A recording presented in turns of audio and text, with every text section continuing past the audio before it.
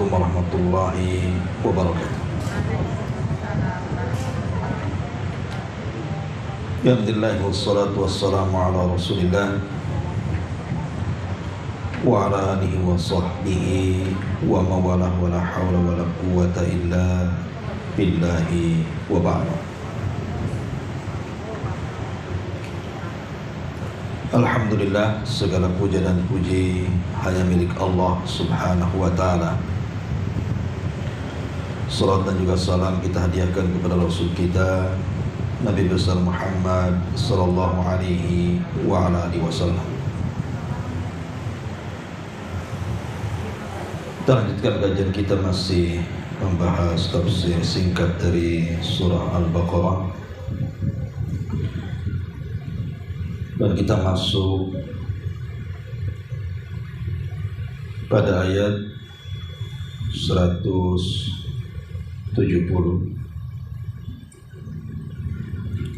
A'udzubillahi minasyaitonir rajim. Bismillahirrahmanirrahim.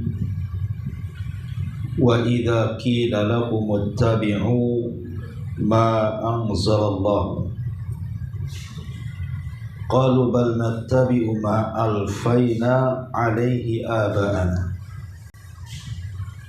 awalau kana aba'uhum la ya'qiluna syai'an wa la yahtadun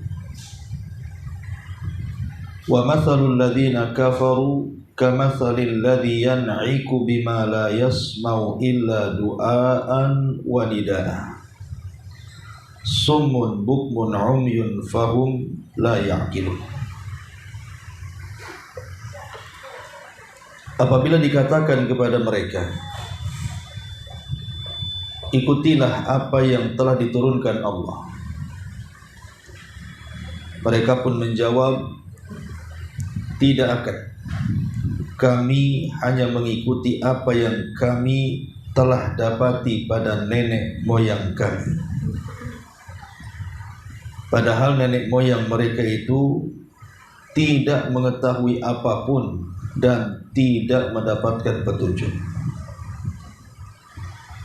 Dan perumpamaan bagi penyeru orang-orang yang kafir adalah seperti penggembala yang meneriaki binatang yang tidak mendengar selain panggilan dan teriakan. Mereka tuli, bisu dan buta, maka mereka tidak mengerti.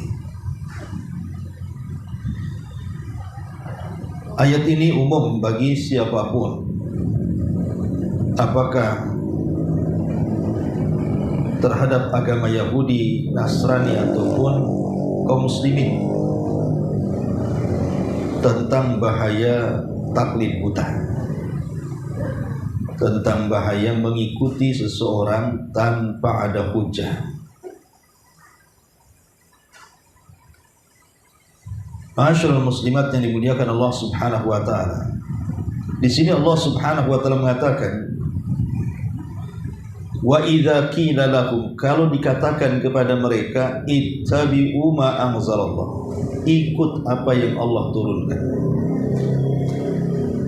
Qalu, mereka justru mengatakan, tidak akan pernah, kami hanya mengikuti, bal nattabi'u ma alfaina alaihi aba'ana, hanya mengikuti apa yang telah kami buat dan nenek moyang kami buat. Awalau kana aba'uhum la yaqiluna syai'an wa la yahtadun, walaupun mereka tidak berakal dan tidak mendapatkan petunjuk. Ma'asyiral muslimat yang dimuliakan Allah Subhanahu wa taala, kita tahu bahwa dalam beragama Islam sudah menentukan patokan bahwa kita tidak boleh keluar dari dua pusaka yang sudah diwariskan Nabi kepada kita, Al-Quran dan Sunnah. Sehingga ada seorang sahabat namanya Mu'adz ibn Jabal radhiyallahu anhu, ketika Nabi mengutus dia ke Yaman, Nabi SAW bertanya kepada Mu'adz, bima tahkum, kira-kira kalau engkau sampai di Yaman, engkau akan berhukum dengan apa? Maka Mu'adz bin Jabal radhiyallahu anhu mengatakan, bi kitabillah, ya tentu dengan Al-Quran. Qala fa illam tajid, macam mana kalau engkau tidak mendapatkan Al-Quran? Maka Mu'adz mengatakan, bi sunnati Rasulillah, ya dengan sunnah Rasul. Qala fa illam tajid, kalau engkau tidak mendapatkan sunnah Rasul, qala, maka Mu'adz mengatakan, ajtahidu ra'i, maka aku akan berijtihad dengan pendapat. Fa gharaba fi sadrihi, maka Nabi menepuk dadanya Mu'adz dan mengatakan, alhamdulillahilladzi waffaqa Rasulillah lima yarda Rasulullah. Maka Rasul mengatakan, segala puja dan puji hanya milik Allah yang telah memberikan taufik kepada utusan Rasulullah. Oleh karena itu Nabi SAW sangat redha kepadanya. Perhatikan ucapan Mu'adz ini ketika Rasul mengatakan, kira-kira kalau engkau membuat sebuah hukum, memutuskan sebuah hukum kelak ketika sampai di Yaman, itu dengan apa? Dengan Quran, kata Mu'adz. Baru setelah itu dengan apa lagi? Dengan sunnah. Baru setelah itu dengan apa lagi? Baru dengan ijtihadiyah. Kalau sekelas Mu'adz bin Jabal radhiyallahu an yang diberikan kecerdasan cemerlang, yang paling memahami halal dan haram, itu saja tidak lari dari Al-Quran dan Sunnah, dan tetap berpegang dengan Al-Quran dan Sunnah, dan ijtihad itu dibelakangkan. Bagaimana dengan kita yang tidak pakar terhadap Quran dan Sunnah? Maka sudah selayaknya dalam setiap masalah apapun kembalikan kepada Al-Quran dan Sunnah. Idza tanaza'tum fi syai'in farudduhu ila Allahi wa Rasul. Kalau kalian berselisih dalam sebuah permasalahan, kembalikan kepada Allah Al-Quran dan kepada Rasulnya, maksudnya sunnah Nabi sallallahu alaihi wasallam. Kenapa demikian? Sebab kalau seandainya orang sudah mulai berpaling dari Al-Quran dan Sunnah, dipastikan dia sesat dan celaka. Ketika Allah Subhanahu wa ta'ala menurunkan Adam, Hawa dan Iblis dari surga ke dunia, maka Allah Subhanahu wa ta'ala menjanjikan kepada mereka bertiga akan menurunkan hidayahnya. Sebagaimana Allah mengatakan, qul nahbitu minha jami'ah, turun kalian semua dari sorga ke bumi. Fa imma ya'tiyannakum minni hudan, kelak petunjukku akan sampai kepada kalian. Faman tabi'a hudaya fala khaufun alaihim wala hum yahzanun. Maka siapapun yang mengikuti petunjukku, kata Allah, maka dia tidak akan sedih, bahkan tidak akan memiliki rasa takut. Dalam ayat yang lain, fala yadhillu wala yashqa, dia tidak sesat dan tidak mungkin celaka. Ini jaminan Allah. Siapapun yang mengikuti hidayah Allah tidak mungkin celaka dan tidak mungkin binasa, tidak mungkin takut dan tidak mungkin sedih. Ulama tafsir mengatakan, apa yang dimaksud hidayah di sini? Yang dimaksud hidayah di sini yang Allah turunkan adalah kitab-kitab dari langit dan utusan-utusan Rasul dari kalangan manusia. Kalau dulu Allah Subhanahu wa ta'ala mengutus Nabi Musa dan menurunkan Taurat kepada Musa, maka siapapun yang mengikuti Musa dan Tauratnya tidak mungkin celaka dan binasa, tidak mungkin takut dan bersedih hati. Kemudian setelah Musa pun meninggal dunia, datang era Nabi Isa ibn Maryam. Kemudian Allah turunkan kepada Isa Injil dan Isa diangkat menjadi Rasul. Maka siapapun di zaman itu yang mengikuti Injil dan juga mengikuti Isa ibn Maryam, maka tidak mungkin celaka dan binasa, dan tidak mungkin takut dan sedih. Tapi kemudian era itu semua berlalu. Datanglah kerasulan Nabi kita Muhammad sallallahu alaihi wasallam dan Al-Quran yang diturunkannya. Maka siapapun yang mengikuti Al-Quran dan juga Rasulullah SAW sebagai utusan Allah, maka tidak mungkin celaka dan binasa, dan tidak mungkin takut dan bersedih hati. Itulah petunjuk Allah Subhanahu wa ta'ala. Al-Quran dan Sunnah. Rasul mengatakan, taraktu fikum amraini lan tadillu ma tamassaktum bihima kitaballahi wa sunnati. Aku tinggalkan kepada kalian dua perkara yang tidak mungkin kalian sesat apabila memegang keduanya dengan benar, Al-Quran dan Sunnah Nabi SAW. Ma'asyiral muslimat yang dimuliakan Allah Subhanahu wa ta'ala, bertolak dari pentingnya kita berpegang dengan Al-Quran dan Sunnah ini, dari sini kebalikannya tentang bahaya menyelisihi Al-Quran dan Sunnah lah, salah satunya adalah berpegang dengan ajaran nenek moyang. Ma'asyiral muslimat, disebutkan di dalam kisah yang masyhur yang sudah sering saya ceritakan, bagaimana kematian Abu Thalib.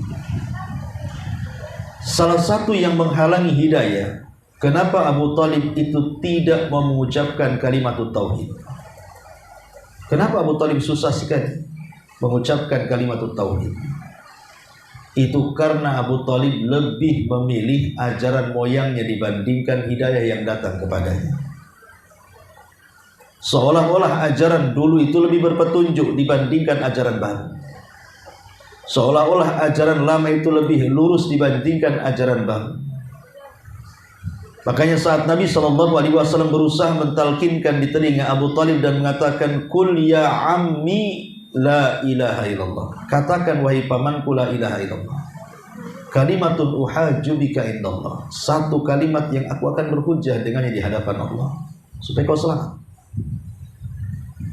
Tetapi Abu Thalib sekali-kali melirik musuh Allah dan Rasulnya. Kan di sampingnya ada Abu Jahal, di sampingnya ada Musayyib, di sampingnya ada Umayyah ibn Rabi. Abu Jahal ketika itu mengatakan di telinga Abu Thalib saat kematiannya itu, menjelang kematiannya, apa kata Abu Jahal? Atarghabu ya Abu Thalib, atarghabu an millati Abdul Muttalib. Wahai Abu Thalib, apakah engkau membenci agama nenek moyang sehingga engkau akan mengucapkan kalimat itu? Maksudnya tauhid. Apakah engkau membenci agama nenek moyangmu Abdul Muttalib? Jangan kau ucapkan kalimat itu. Akhirnya Abu Thalib sekali-kali melirik Nabi.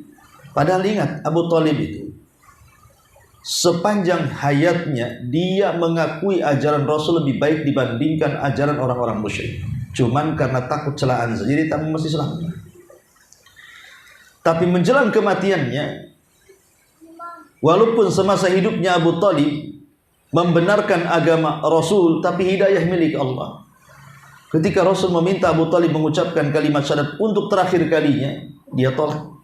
Bahkan dia memilih agama nenek moyangnya berdasarkan ucapan Abu Jahal. Atarghabu an millati Abdul Muttalib. Hei Abu Thalib, apakah kau akan membenci agama Abdul Muttalib? Maka Abu Thalib mengatakan, tidak, aku tidak membenci agama nenek moyangku. Itulah kalimat terakhir yang diucapkan Abu Thalib, akhirnya meninggal. Dari sini kita tahu yang menghalangi hidayah Abu Thalib itu karena kecintaan kepada ajaran nenek moyang. Bahaya. Orang yang mengikuti ajaran nenek moyang itu terhalang hidayah, itu masalahnya. Susah dapat hidayah. Dan itu kita bisa saksikan kan, kalau ibu seandainya pulang ke kampung halaman, berusaha untuk mendakwahi keluarga. Ini tidak boleh, ini yang boleh, ini yang sunnah, ini yang tidak sunnah, ini yang tauhid, ini yang syirik. Terkadang mereka berhujah dengan nenek moyang mereka. Dari dulu lo ajaran seperti ini, kok datang ke sini mau buat ajaran baru-baru pula. Ada orang yang kemudian hujahnya seperti itu, bukan hujahnya itu dari Quran dan Sunnah, tidak. Hujahnya itu dari dulu ya seperti ini ibadahnya. Apalagi disenggol pamannya perkara-perkara yang merupakan ritual yang biasa dilakukan setiap tahun atau setiap bulan, itu makin marah tuh. Ya. Di situ letak apa? Bahwa ajaran nenek moyang itu mengeraskan hati, bahkan menutup hidayah. Seperti halnya Abu Thalib ini. Padahal kalau kita lihat kisah daripada Adi ibn Hatim At-Tai radhiyallahu anhu. Jadi Adi ibn Hatim At-Tai ini dulunya seorang pendeta, seorang rabi, pendeta. Ya. Dia masuk Islam. Setelah masuk Islam, dia mendengar turun kepada Nabi SAW surah At-Taubah ayat 31. Apa ayatnya? Ittakhadhu ahbarahum wa ruhbanahum arbaba min dunillah. Mereka mengambil padri-padri mereka dan pendeta-pendeta mereka menjadi Tuhan-Tuhan selain daripada Allah. Adi bin Hatim ini heran karena dia bekas pendeta masalahnya. Kenapa disinggung kependetaan dalam ayat ini? Dia mengatakan kepada Nabi SAW, ya Rasul, saya ini mantan pendeta. Anda ada umatku yang sujud ruku di hadapanku. Kenapa ayat ini mengatakan mereka mengambil pendeta dan padri mereka sebagai Tuhan selain Allah? Tidak ada selama aku jadi pendeta orang sujud di hadapanku, orang ruku di hadapanku, menyembah diriku, tidak ada. Maka Nabi SAW, saya ingin bertanya, ya, bukankah mereka yuhilluna ma harram Allah fayastahilluna wa yuharrimuna ma ahallallah fayuharrimuna? Bukankah mereka, maksudnya orang Yahudi ataupun orang Nasrani itu, mereka apabila pendeta dan padri mereka mengharamkan sesuatu, padahal sesuatu itu halal, kalian ikut mengharamkan. Atau pendeta kalian menghalalkan sesuatu padahal haram, kalian ikut pula menghalalkannya. Ini namanya taklid. Ya, apa yang dikatakan padrinya halal, ikut halal. Apa yang dikatakan padrinya haram, ikut haram. Walaupun bertentangan dengan Taurat dan Injil mereka. Ini namanya taklid namanya. Maka Nabi SAW di ujung hadis mengatakan, fadzalika ibadatuhum lau. Itulah bentuk peribadatan mereka terhadap padri dan pendeta mereka. Karena mereka mengikuti apapun yang difatwakan oleh pendeta dan padrinya. Ke selatan ikut ke selatan, padahal harusnya ke utara. Ke barat ikut ke barat, padahal harusnya ke timur. Dan begitu seterusnya. Karena orang taklid ini kadang-kadang bebal tuh gimana, susah dinasihati. Dan kita masih lihat kan hari ini ritual-ritual yang dilakukan kaum muslimin, seperti mungkin di sebagian daerah itu ada yang sampai taraf syirik. Contoh umpamanya larungan. Di sebagian pantai laut selatan itu mereka membuang kepala kerbau. Ini ajaran siapa? Ajaran siapa sebenarnya? Kalau kita tegur bahwa ini sebuah kebatilan, mereka marah dan mengatakan dari dulu juga memang ini selamatan memang harus dilakukan. Jadi mereka melihat ritual-ritual yang dilakukan oleh kakek buyut sebelumnya, walaupun itu di atas kesyirikan. Itu bahaya taklid itu bisa sampai menyeret kepada kesyirikan. Mereka tidak sadar apakah nenek moyang dulu itu yang diikuti mereka itu punya ilmu atau tidak, mereka ulama atau bukan, mereka orang jahil atau orang pintar, mereka orang yang memang layak diambil ilmunya atau tidak. Mereka tidak tahu, yang penting ikut saja. Lah ini kan banyak di masyarakat adat-adat istiadat yang menjurus-jurus kepada syirik yang hanya katanya dan katanya. Contoh umpamanya lagi seperti orang yang sedang hamil 7 bulanan. Itu kan masih ada tuh di beberapa daerah tuh, saya lihat di YouTube itu. Yang 7 bulanan tuh Bu, apa namanya itu? Kadang kalau saya lihat di Jawa Barat itu dulu ya zaman saya kecil atau sekarang ya. Itu biasanya ada beberapa benda-benda yang harus disiapkan. Salah satunya ada janur kuning, kemudian ada pecah telur, kemudian ada kelapa muda yang warnanya putih itu, kemudian dilukis wayang Arjuna. Ya, kemudian dikasih apel, ditusuk-tusuk tuh di kelapanya itu, di daun kelapanya itu, kelapa janurnya. Terus kemudian dibuat kendi. Dalam kendi itu ada uang-uangan, ya uang beneran. Zaman dulu kan pakai uang krecek banyak kan. Nanti dikasih bunga, nanti ditabur, nanti rebutan tuh uangnya. Itu zaman saya dulu. Saya pikir tidak ada filosofinya ya. Kenapa kok harus janur kuning? Karena setiap perayaan di zaman itu memang benda-benda itu ada. Janur kuning, apel, telur pecah, kemudian bukan telur pecah, telur dipecah. Kemudian juga kelapa muda yang digambar Arjuna. Rupanya setelah saya pelajari filosofinya supaya anaknya itu kalau lahir kuning, sekuning janur kuning. Jadi tidak celeng anaknya itu, tidak hitam anaknya. Coba kalau ritualnya di daerah-daerah yang memang Allah lahirkan kulit putih kulit hitam apa mungkin jadi putih. Namanya di Afrika sana acaranya diadakan. Ya tetap aja yang keluar hitam. Bapak ibunya hitam kok mau putih, gimana ceritanya? Kemudian juga kenapa ditaruh apel gitu ya di situ? Biar matanya itu secerah apel. Kemudian kenapa digambar Arjuna? Katanya Arjuna ganteng. Perasaan kita tidak pernah ketemu ya. Itu kan di sinetron-sinetron aja sengaja dipilih yang ganteng. Lah ini kan semua kan dari segi pewayangan saja, bukan budaya Islam sebenarnya. Karena Arjuna itu kan orang India, identik dengan Hindu. Jadi setelah kita juga melihat sejarah, ya wajar saja. Negeri kita kan Islam datang belakangan.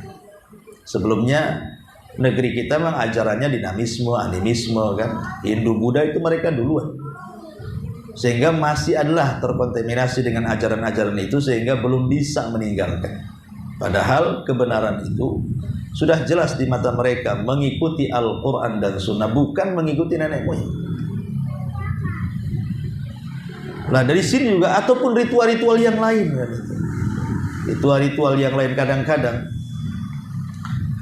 acara-acara tertentu kadang-kadang menghambur-hamburkan uang.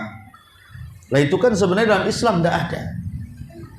Lah kenapa kemudian ada? Yaitu sekali lagi karena Al-Quran sudah mengisyaratkan bahwa dalil mereka itu cuma satu. Beginilah ajaran nenek moyang kami. Masa mereka salah? Kan itu ya. Kalau kita bantah dengan dalil itu, apa mereka salah? Ustadz kiai-kiai juga ikut kok mengamalkannya. Apa mereka salah? Nah, itu. Ini yang jadi masalah. Bukan masalah salah dan tidaknya. Mereka tidak bisa dijadikan hujah. Makanya saya dalam mukadimah itu kenapa saya tekankan ikut Al-Quran dan Sunnah. Karena hanya itu satu-satunya orang terlepas daripada taklid. Kalau ingin lepas daripada taklid, keyakinan terhadap moyang-moyang mereka, ya memang harus kembali ke Al-Quran Sunnah. Itu kuncinya. Tapi kalau seandainya sudah mulai meninggalkan Al-Quran dan Sunnah, maka akan tetap taklid. Perhatikan ucapan para imam mazhab. Ma'asyiral muslimat yang dimuliakan Allah Azza wa Jalla, Imam Malik rahimahullahu ta'ala satu hari dia sedang bersandar di salah satu tiang dari tiang-tiang Masjid Nabawi, menghadap ke kuburan Nabi. Kemudian Imam Malik mengatakan, laisa ahadun ba'da Rasulillah sallallahu alaihi wasallam illa wa yu'khad qawlahu au yutra. Kata Imam Malik, tidak ada satupun manusia setelah Rasul, tidak ada satupun manusia setelah Nabi Shallallahu Alaihi Wasallam kecuali bisa diambil kata-katanya atau dicampakkan kata-katanya. Kemudian dengan telunjuknya Imam Malik mengisyaratkan kepada kuburan Rasul, illa sahib hadal qabr, kecuali yang ada dalam kuburan ini. Maksudnya Nabi. Kalau orang itu sudah ngomong maksudnya Nabi, tidak boleh dicampakkan, harus diambil. Lihat bagaimana Imam Malik menasihati kita akan jangan taklid. Taklid itu hanya boleh kalau ke perorangan hanya kepada Nabi. Tapi kalau ke kelompok hanya kepada para sahabat. Cuman dua. Kalau harus taklid ke individu, kepada Rasul.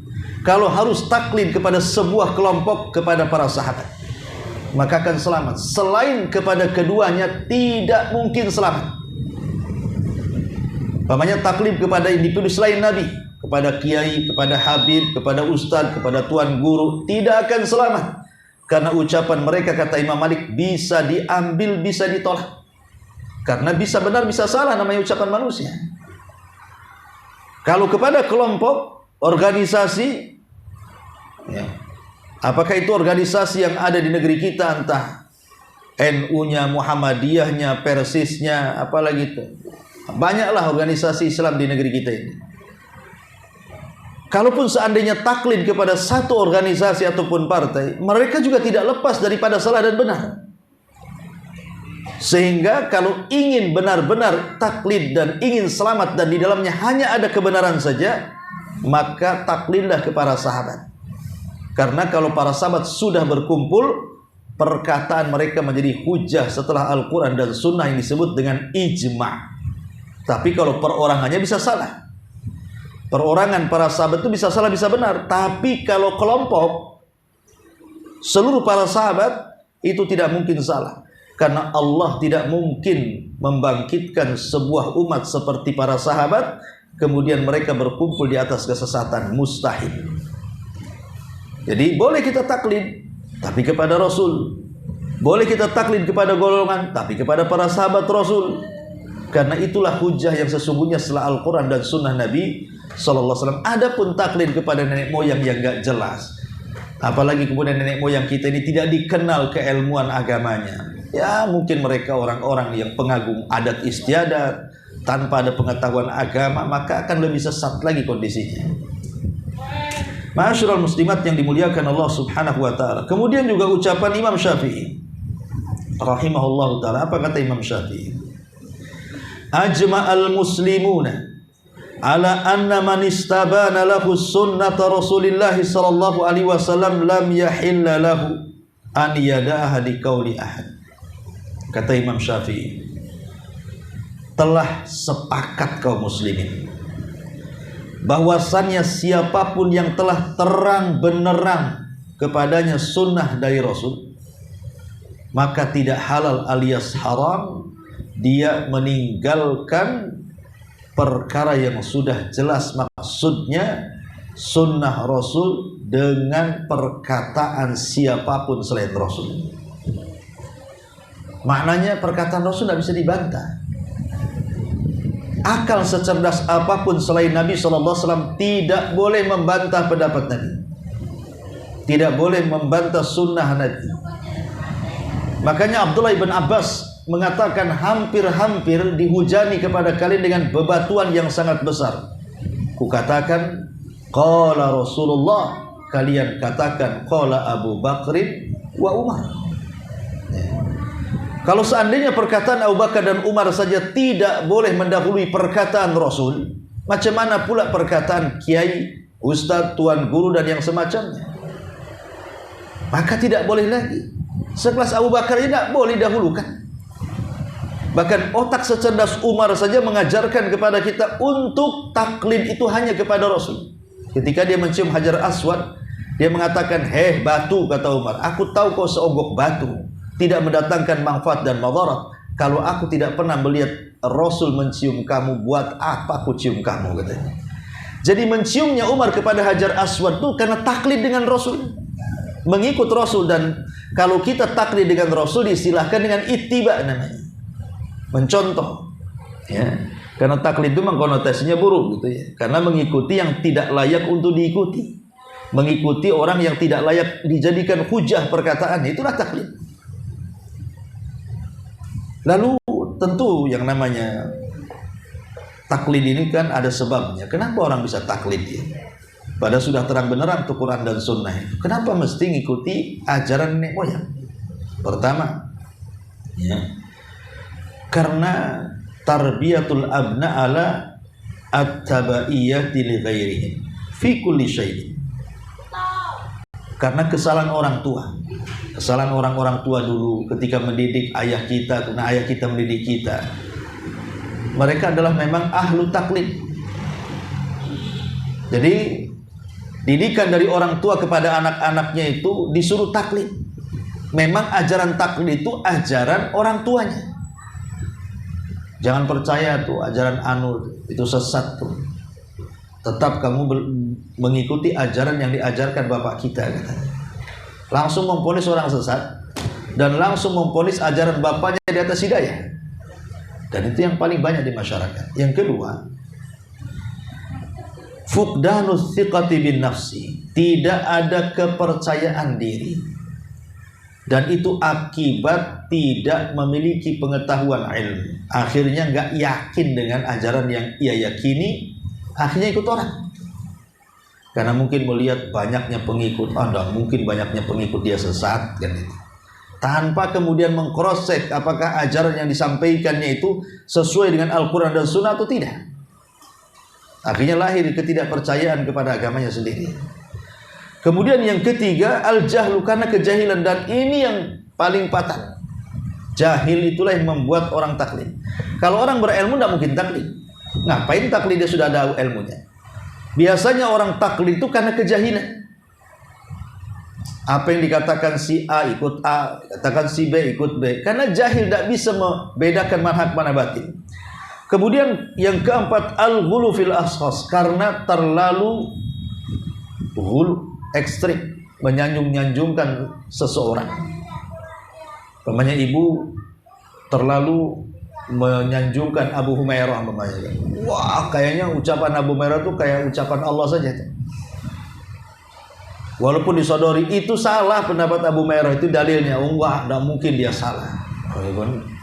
Gimana? Oh, manusia nggak mungkin salah, ini ceritanya gimana? Nggak ada, manusia itu pasti salah. Bahkan mahalul khata' wan nisyan, masuk manusia tempat salah dan dosa. Nggak bisa kita mengkultuskan seseorang. Ya, jadi kultus mengkultus inilah yang menyebabkan orang taklid. Dan itu banyak di masyarakat tuh, kalau sudah cinta dengan habibnya, cinta dengan kiainya, cinta dengan ustadznya, nggak peduli. Ya. Kalau sudah dia yang bicara, saya lebih percaya dia dibandingkan yang lain. Nah, ini kan bahaya. Pengkultusan itu salah satu sebab munculnya taklid. Maka jangan mengkultuskan seseorang. Kemudian yang kelima, ittiba'ul ahwa wa syubhat, karena termakan hawa nafsu dan termakan syubhat. Ya tadi umpamanya di masyarakat, ketika kita datang mendakwai mereka, menjelaskan ini Qur'annya, ini sunnahnya, ini pemahaman salaful ummahnya, karena ada di kepalanya syubhat, tidak mungkin mereka itu salah. Kalau mereka salah dari dulu sudah dirubah. Nah, ini kan hawa nafsu nih. Jelas-jelas Quran di depannya masih juga bela-bela. Kemudian yang nomor 6, ta'zimu ma kana alaihi aba, pengagungan yang berlebihan kepada nenek moyang. Pengagungan yang berlebihan terhadap nenek moyang sampai kepada tingkat syirik. Gak tahu kalau zaman sekarang ya, zaman saya dulu masih kecil, kalau datang bulan Asyura tuh, bulan Muharram, itu orang-orang tua kita dulu itu biasanya mereka merendam keris-keris yang sudah karatan. Keris-keris zaman Belanda, zaman peperangan itu yang sudah bekarat itu direndam tuh. Kemudian nanti air rendamannya itu dikasih berbagai macam jenis bunga, harum jadinya. Ketika saya nggak tahu maksudnya apa, tapi belakangan tahu maksudnya. Kenapa kemudian di bulan Asyura, tepatnya tanggal 10 Muharram itu mereka sampai kemudian merendam keris gitu ya? Rupanya mereka hendak membuang sial dengan merendam pusaka dan tirakat. Itu maksudnya supaya membuang sial. Lah rupanya tradisi ini memang tradisi nenek moyang. Kalau yang melakukannya orang Hindu, orang Buddha, orang Yahudi, Nasrani, lakum dinukum waliyadin lah. Agama kalian hantam dengan agama kalian, agama kami biarkan agama kami. Tapi masalah yang melakukan itu orang Islam, itu masalahnya. Kenapa orang Islam melakukan tradisi seperti itu? Ya tadi karena dia terlampau mengagungkan ajaran moyangnya dan yakin dengan ajaran moyangnya, sehingga kemudian masuk dalam hati mereka menganggap bahwa apa yang mereka lakukan betul-betul membuang sial. Nah ini bahaya, karena sudah sampai tingkat seperti itu. Itu sebabnya karena terlampau mengagungkan nenek moyang. Kemudian yang 7, karena adamul bahthi anid dalil, tidak mau belajar, malas intinya seperti itu. Orang yang taklid itu kan tidak mau bertanya, tidak mau belajar, makanya mereka taklid. Lah kalau sudah seperti ini, dampaknya akan parah. Taklid ini memiliki dampak yang bahaya. Satu, orang ini akan lari dari kebenaran. Kalau orang sudah taklid, maka dia akan susah mendapatkan kebenaran, tertutup hatinya untuk mendengarkan nasihat, dan dia menganggap bahwa ajaran nenek moyang jauh lebih baik daripada yang kita dakwahkan. Akhirnya selamanya akan sulit mendapatkan kebenaran. Yang kedua, bahayanya adalah al-khudlan, kehinaan. Lihat orang-orang Yahudi itu. Mereka dihinakan sepanjang masa oleh Allah Subhanahu wa taala karena tidak mau beriman kepada ajaran Islam dan Rasul yang diutus dalam Islam, karena ikut nenek moyang mereka sampai hari ini. Makanya dimanapun mereka berada akan dihinakan. Kemudian yang ketiga, tala'ub bainal atba wal matbu'in. Tala'ub bainal atba wal matbu'in. Ini seolah permainan antara yang diikuti dan yang mengikuti. Mempermainkan agama. Harusnya yang diikuti memberitahu ini yang benar, ini yang salah, ini yang hak, ini yang batil, ini dalilnya. Tidak, sengaja ditutupi kebenaran itu supaya dia disembah. Ya, dia memang tidak mengatakan sembah saya, tetapi kenyataan yang ada seperti perkataan Adi Ibn Hatim tadi. Kata kiainya A, yang lainnya mengatakan A, walaupun Al-Quran dan Sunnah B. Kata kiainya B, ikut B, walaupun Al-Quran dan Sunnah mengatakan A. Nah, ini kan bahaya kalau seperti ini. Si kiainya menyembunyikan kebenaran, yang pengikutnya mengikut karena kejahilan. Dua-duanya buruk jadi. Satu karena kejahilan, satu karena ingin menipu manusia. Kemudian juga bermain-main dengan agama. Bahaya taklid ini main-main dengan agama. Seolah-olah ajaran Islam itu tidak ada patokan yang baku, padahal sudah ada Quran dan Sunnah. Kemudian juga bisa menyebabkan permusuhan. Permusuhan. Dulu ta'assub terhadap madhab itu luar biasa. Dulu itu pernah terjadi. Bagaimana fanatik madhab itu sampai mengharamkan tidak boleh menikahkan wanita yang bermadhab Syafi'i dengan wanita yang bermadhab Hambali. Wanita yang bermadhab Hambali tidak boleh menikah dengan wanita yang bermadhab Hanafi, dan begitu seterusnya sampai dilarang. Ada masa dulu itu fanatik dengan madhab itu luar biasa, sampai perang, baik perang fisik ataupun perang hujah, sehingga akhirnya masing-masing madhab untuk mempertahankan ekstensi kemadhabannya itu, maka sampai berani membuat hadis palsu. Itu pernah terjadi, sampai membuat hadis palsu supaya apa? Eksis madhabnya. Inilah madhab kami yang paling benar. Contoh umpamanya, ketika madhab Syafi'i berdebat dengan madhab Hanafi, orang-orang Hanafi kalah. Karena kekalahannya akhirnya mencela Imam Syafi'i dan mengatakan, kami pernah mendengar Nabi SAW bersabda, sayati alaikum zaman, akan datang kepada kalian zamannya di mana akan muncul seorang laki-laki namanya Muhammad ibn Idris, maksudnya Imam Syafi'i, dan orang ini lebih bahaya dibandingkan iblis, katanya.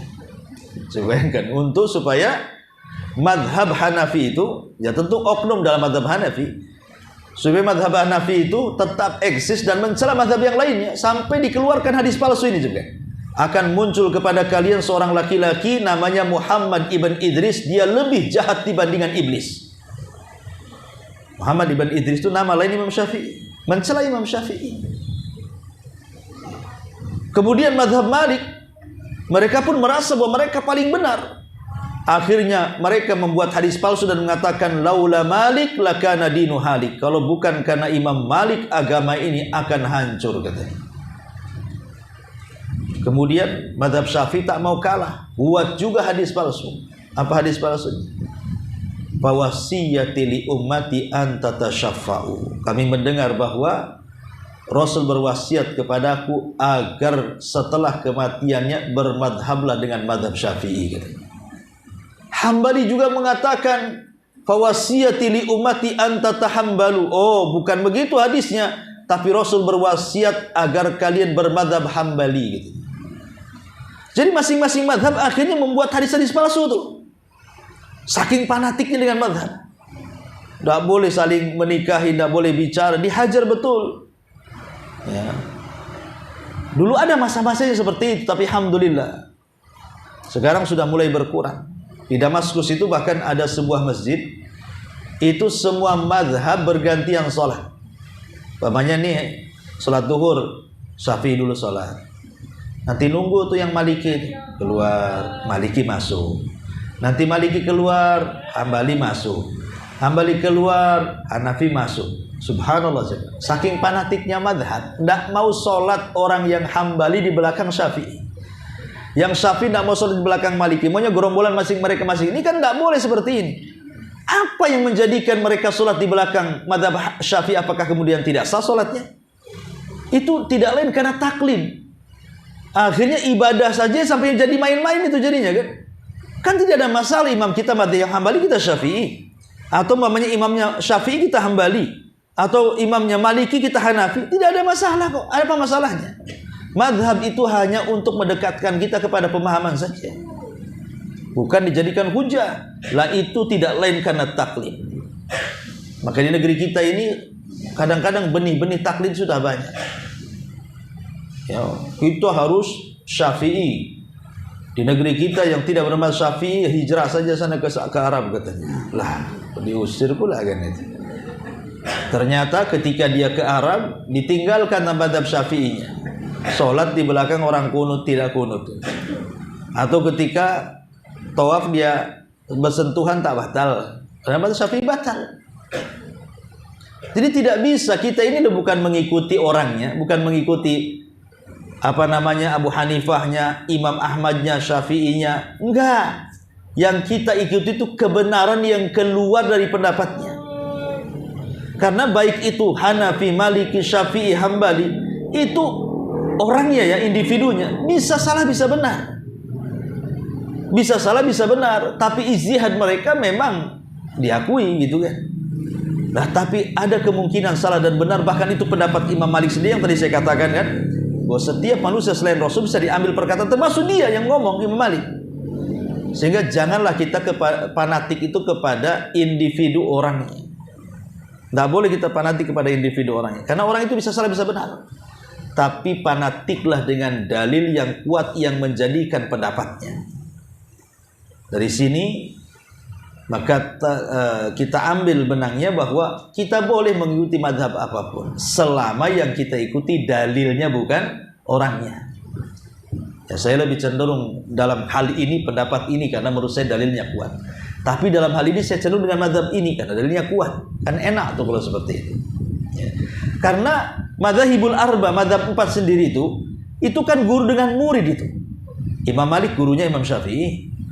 Imam Syafi'i gurunya Imam Ahmad. Bahkan Imam Syafi'i pun berguru kepada Imam Ahmad. Kalau masalah hadis, Imam Syafi'i mengambil hadis dari Imam Ahmad. Kalau masalah fikih, Imam Ahmad mengambil fikih daripada Imam Syafi'i. Jadi sebenarnya madzhabul arba itu guru sama murid. Imam Malik juga pernah belajar kepada Abu Yusuf, muridnya Abu Hanifah. Lalu kenapa kemudian kalau imam-imamnya ini bersahabat satu dengan yang lainnya, kalaupun ada perselisihan tidak dianggap masalah bagi mereka? Kenapa kita selaku pengikut mazhabnya kadang-kadang panas dingin tuh gara-gara diselisih mazhabnya?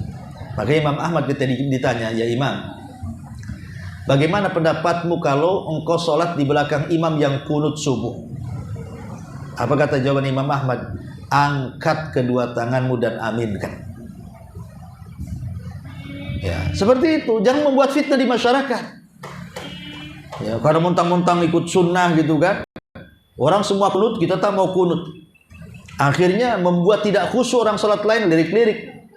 Aneh orang ini. Ajaran apa ini? Jauh-jauh rupanya pulang bawa ajaran sesat pula katanya. Lah, nggak bisa. Selama itu tidak membatalkan sholat dan selama itu tidak mengundang fitnah, apa masalahnya lakukan? Dan Imam Ahmad ngomong begitu. Bagaimana kalau anda sholat di belakang orang yang kunut? Kata Imam Ahmad, tangan, angkat tangan, aminkan.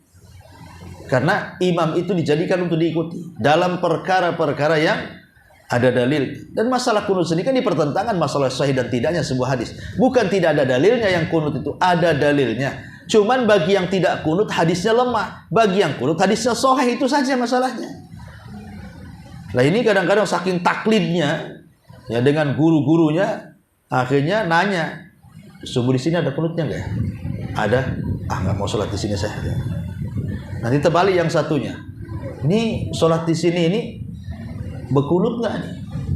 Tak ada kunut. Ah, nggak mau, saya mau sholat di sana kunut. Di sini bukan Syafi'i Hambali berarti. Jadi nggak begitu. Ya. Jadi ajaran ini jadinya sempit. Jadinya kalau seandainya agama itu dikotak-kotak dengan mazhab, itu akibat taklid masalahnya. Makanya taklid ini sangat bahaya sekali. Maka untuk menghindari taklid ini, maka kembalilah kepada Al-Quran dan Sunnah Nabi Sallallahu Alaihi Wasallam. Masyarul muslimat yang dimuliakan Allah Subhanahu Wa Taala. Tentu taklid juga ada dua. Ada taklid yang tercela, ada taklid yang terpuji. Kapan tercela dan kapan terpuji? Jadi kalau taklid yang tercela itu boleh jadi satu, dia berpaling dari apa yang diturunkan Allah. Jelas Quran dan sunnahnya, tapi ditinggalkan karena memilih pendapat gurunya. Kemudian juga bisa jadi bentuknya adalah taklid yang tercela ini, dia taklid kepada orang yang ditaklidinya, padahal jelas-jelas dia orang jahil, gak punya ilmu. Ya. Ataupun taklid kepada orang yang sama sekali perkataannya bukan hujah. Ini semua taklid yang tercela. Adapun taklid yang terpuji adalah taklidnya orang-orang awam kepada para ulama yang mereka memang memiliki kapasitas ulama. Jadi kalau ibu mengikuti mamanya, siapa pendapat ulama kita, seperti ulama-ulama yang ma'ruf, Syekh Utsaimin, ya, atau sebelum Syekh bin Baz dan masyayikh yang lainnya umpamanya, maka itu terpuji. Karena memang kita orang awam, bukan pandai bahasa Arab, tidak pandai baca kitab, ya hanya bisa dengar dari ustadz, ya kan. Maka kalau yang diikuti itu betul-betul ulama rabbani, ulama-ulama yang memang menginginkan kebaikan umat, maka itu taklid yang terpuji bagi orang awam. Ya. Tapi kalau bagi orang alim, penuntut ilmu, ya harus diteliti, karena belum tentu fatwa ulama benar semua, ya, dan tidak juga salah semua. Ada benarnya, ada salahnya.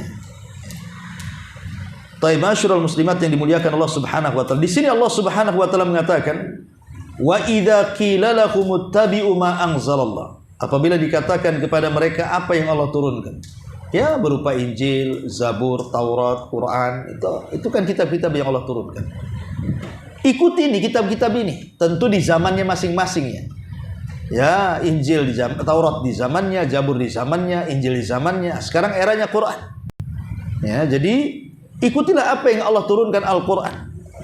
Qalu, sebagian orang ada yang enggan mengikuti Quran dan mengatakan, ma nattabi ma alfaina alaihi aba'ana. Tidak, kami hanya mengikuti apa yang didapati moyang-moyang kami saja. Kemudian Allah mengatakan, walau kana aba'uhum la ya'qiluna syai'an wa la yahtadun. Walaupun bapak-bapak mereka itu sebenarnya tidak memiliki pengetahuan, bukan ulama, bukan alim, bukan kiai, bukan apa, ya mungkin tokoh-tokoh kerajaan gitu kan.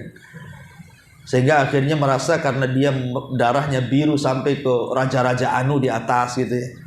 Akhirnya dilestarikan budaya-budaya yang sebenarnya bertentangan dengan Quran. Islam itu sebenarnya tidak alergi dengan budaya. Tidak, wallahi Islam itu tidak alergi dengan budaya. Tapi budaya yang menyesuaikan dengan Al-Quran dan Sunnah, atau yang sesuai dengan Quran dan Sunnah, kita tidak benci. Tapi kalau sudah budaya itulah menyisir Al-Quran dan Sunnah, dalam budaya itu membuka aurat, dalam budaya itu menghambur-hamburkan harta, dalam budaya itu terjadi bid'ah dan kesyirikan, dalam budaya itu terjadi banyak penyimpangan, ada syubhat, ada syahwat dan macam-macam. Itu yang tidak kita inginkan. Makanya di zaman Rasul ada budaya-budaya baik orang-orang jahiliyah itu dipakai oleh Rasul. Seperti menghormati tamu baik dipakai oleh Rasul. Seperti al-wafa. Orang-orang jahiliyah itu walaupun kejahiliahannya, tapi mereka itu orangnya wafa. Wafa itu apa? Memberikan kebaikan 2 kali lipat kepada orang yang berbuat baik. Jadi ibu ini berbuat baik sama saya akan berbuat baik kepada ibu 2 kali lipat. Itu namanya wafa. Ya, itu tradisi jahiliyah wafa itu. Dan ketika datang Islam dijadikan akhlak Nabi dan menjadi ajaran Islam kan itu. Ataupun namanya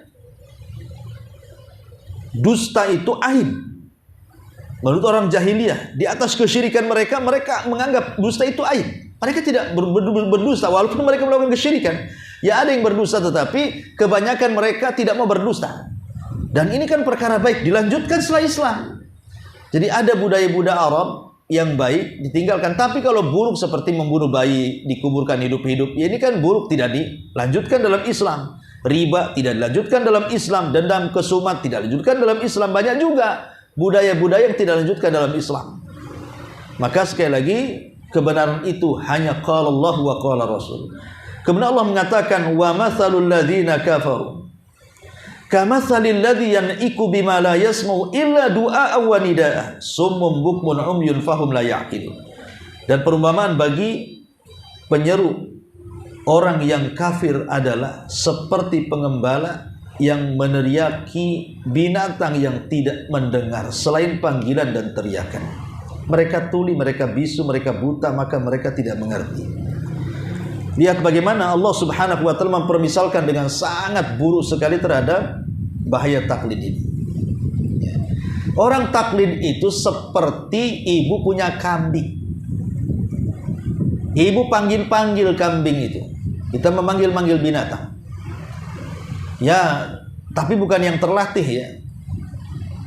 Ibu baru beli kambing atau binatang apa yang belum kenal dengan ibu dan belum dilatih. Kemudian ibu panggil-panggil, kira-kira kemudian dia datang nggak? Nggak akan datang tuh. Apalagi baru beli, bisa aja kabur. Dipanggil-panggil, dikejar-kejar, malah lebih jauh dia kan. Lah seperti itulah orang taklid. Kenapa orang ini memanggil-manggil binatangnya makin jauh? Ya gimana, binatang ini seperti orang tuli. Walaupun dia mendengar nggak kenal bahasa kita. Pernah ibu lihat kambing wawancara dengan wartawan? Kan nggak ada, nggak paham juga. Kita aja nggak paham bahasa binatang, binatang pula nggak paham bahasa kita. Jadi seolah-olah tuli. Makanya di sini dikatakan summum bukmun umyum fahum la ya'qilun. Ya, mereka itu bisu, buta dan tidak paham. Seolah-olah mereka tidak melihat kita, padahal melihat. Tapi karena nggak paham dengan kita, ya nggak peduli dengan kita. Dan kambing nggak punya otak, makanya dikatakan la ya'qilun, tidak punya akal. Itulah permisalan orang taklid itu kata Quran itu. Orang taklid itu mereka seolah-olah seorang penggembala yang memanggil-manggil kambingnya. Kambingnya nggak mau datang. Ya. Dan ini permisalan buruk ya, akhlak dari orang-orang kafir. Karena taklid itu kan budaya orang kafir yang diadopsi oleh kaum muslimin. Bahkan yang lebih parah dibandingkan itu, taklid ini melebar. Bukan hanya soal madhab saja. Ya. Taklid ini kemana-mana, sampai kepada taklid mengikuti kehendak barat dalam berpakaian, dalam tutur kata, dalam akhlak, ikut-ikutan. Sebagaimana Nabi SAW mengatakan, la tattabi'anna sanana man kana qablakum shibran bi shibrin wa dhira'an bi dhira'in hatta law dakhalu juhra dhabbin la dakhaltum. Kalian sedikit demi sedikit akan mengikuti tata cara umat sebelum kalian. Satu jengkal awalnya, tambah lagi satu hasta, tambah lagi satu depan, dan begitu seterusnya. Sampai pun mereka masuk ke lubang biawak padang pasir yang berkelok sekalipun dia ikut di dalamnya. Sahabat mengatakan, apa yang Anda maksud Yahudi dan Nasrani Rasul? Ya, siapa lagi kalau bukan mereka, kata Rasul. Lihat hari ini coba, orang yang taklid kepada barat itu. Ya. Semua dikit-dikit barat, semua sampai kepada hukum negara. Lihat Amerika. Apa yang dilihat dari Amerika? Emangnya Amerika lebih hebat dibandingkan Quran dan Sunnah? Undang-undangnya mereka pakai demokrasi. Apakah mereka sendiri presidennya berkali-kali mau dibantai? Penembakan di mana-mana. Demokrasi dari mana kan? Yang jelas bahwa kalau ingin aman, kembali hukumnya kepada Quran dan Sunnah. Gak perlu kita mengadopsi hukum dari luar dimasukkan ke dalam Islam. Islam itu sudah punya hukum tersendiri lebih baik dibandingkan mereka. Nah, kita masih taklid kepada barat coba ya. Belum lagi kemudian salah ketika mengambil qudwah, mengambil uswah. Banyak di antara kita ini taklid karena salah mengambil contoh. Ya, yang dicontoh itu pemain bola yang kafir, artis-artis yang fasik gitu ya. Artis-artis yang sholat pun tidak mereka. Hari-hari mereka bermaksiat membuka aurat. Jadi itulah kesalahan akhirnya sampai ke pakaian niru orang fasik, sampai kepada tutur kata muamalah niru orang fasik. Lihat anak-anak pang itu. Kalau mereka bukan Islam, terserah mereka, mau dibuat jengger ayam kepalanya juga. Tapi karena mereka orang Muslim, kenapa coba? Karena tidak ada keluarga yang membimbing mereka. Ya kayak gitu udah jadinya. Ikut-ikut kan, ditato, diwarnai, disemir, iya kalau bagus. Nengoknya pula takut kita. Kalaupun ada bayi nengok itu langsung nangis tuh. Karena takutnya. Nah dari mana budaya Islam mengenal seperti itu? Tidak mengenal, sampai ke kalangan santri. Ya. Kadang-kadang mereka ikut-ikutan seperti yang dilakukan orang Syiah ketika bulan Muharram, memukul-mukul badan. Ada juga di Indonesia yang melakukan itu tuh, Asyura tuh. Nah, ini taklid kepada siapa? Taklid kepada Syiah kan? Syiah ini ajaran sesat, ngapain taklid kepada orang sesat? Lah intinya kalau kita bahas taklid itu memang betul-betul menghancurkan tatanan Islam dari dalam sampai ke akar-akarnya. Makanya kembalilah kepada Al-Quran dan Sunnah. Insya Allah dengan itu kita akan terhindar dari taklid. Wallahu a'lam, saya kira cukup sampai sini. Tapi sebelum saya tutup, silahkan kita buat tanya jawab dan ada pembagian hadiah di sini. Assalamualaikum warahmatullahi wabarakatuh. Waalaikumsalam.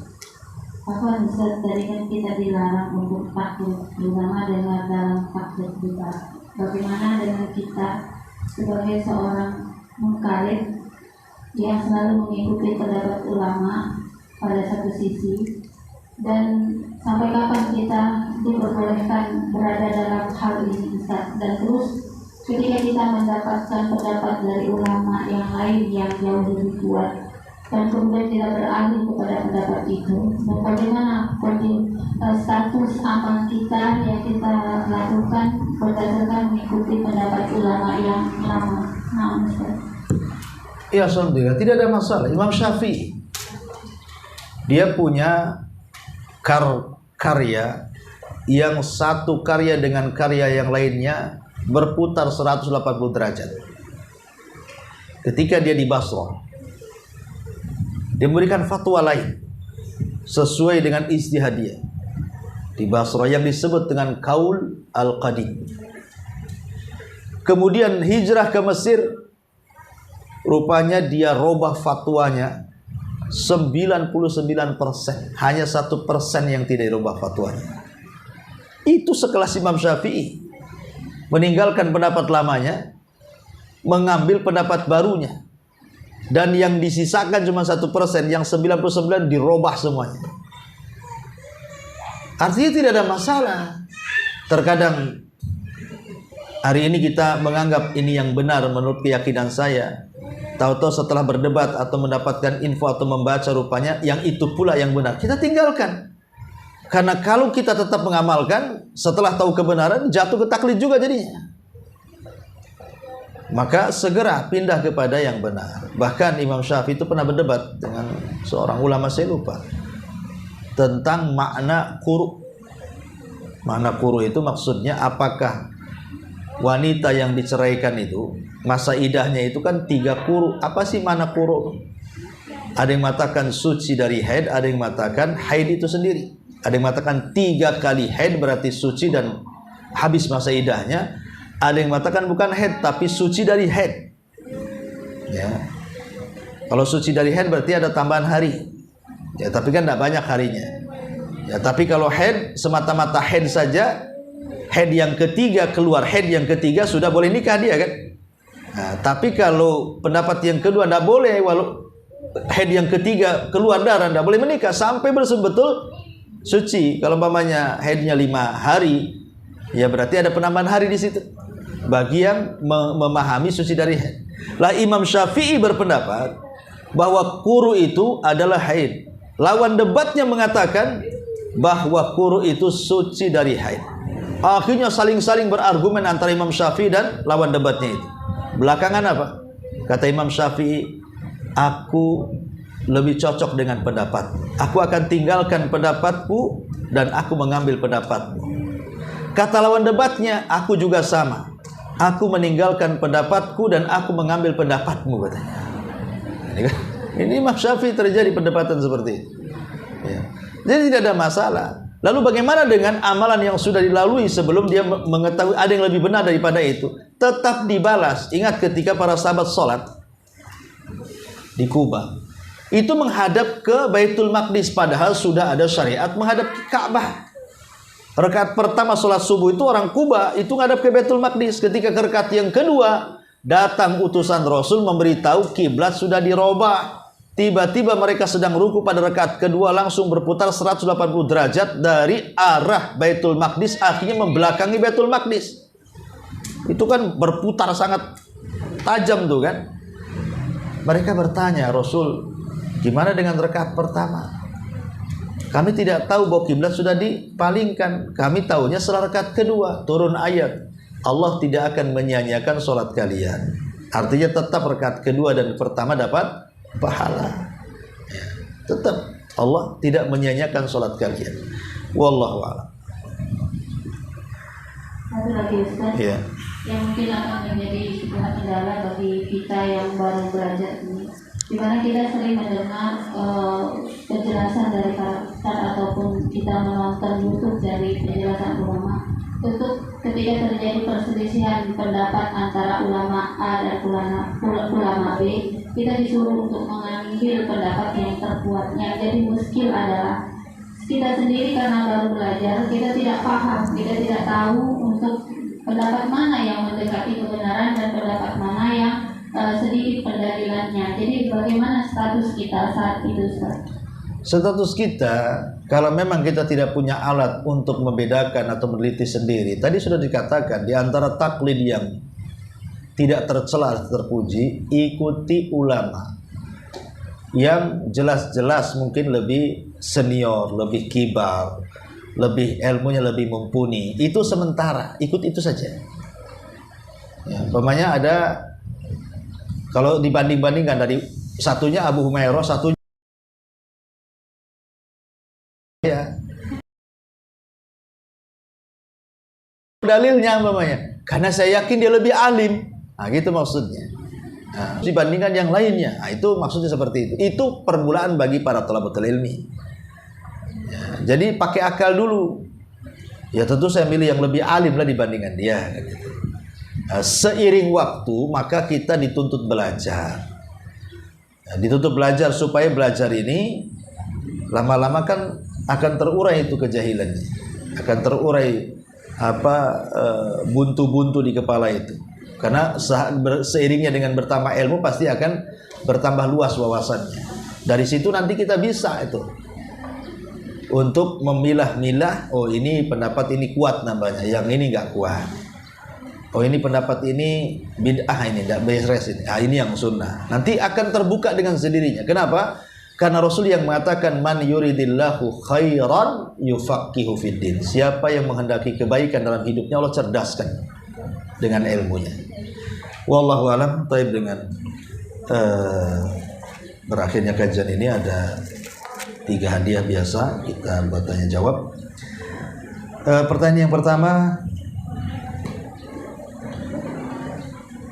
tentang bahaya daripada taklid. Sebutkan satu saja, bahaya taklid itu apa? Paling pojok. Ahsanti, masya Allah. Berpaling dari kebenaran. Bisa nambah lagi satu lagi? Bahaya taklid? Yang mana satu yang ngomong? Kalau nggak ngacung jawab nggak dapat hadiah. Iya.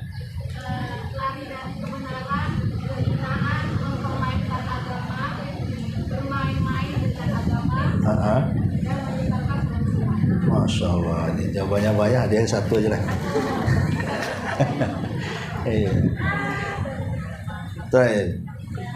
Kemudian yang ketiga,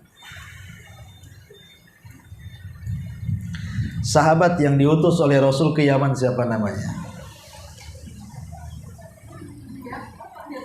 Sahabat yang diutus oleh Rasul ke Yaman namanya siapa? Siapa yang mau jawab? Adi bin Hatim ya. Salah itu. Anda belum beruntung kayaknya.